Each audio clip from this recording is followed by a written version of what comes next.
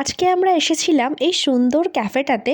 আর এই ক্যাফেটার স্পেশালিটিটাই হলো জলের মধ্যে করা এই সিটিং অ্যারেঞ্জমেন্টটা।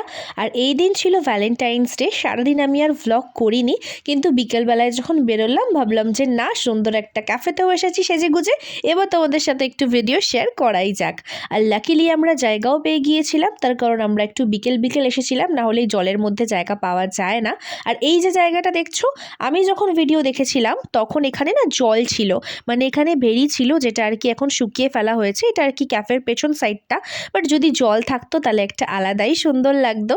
তো যাই হোক, আমরা তো ওই কংক্রিটের ডোমগুলোর মধ্যে বসেই সুন্দর খাওয়া দাওয়া করলাম।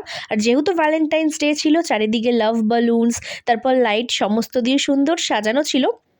আমরাও খেলাম, আর মশাও তো আমাদের রক্ত ভালো মতোই আর কি চুষে খেলো। হ্যাঁ, এখানে প্রচণ্ড মশা।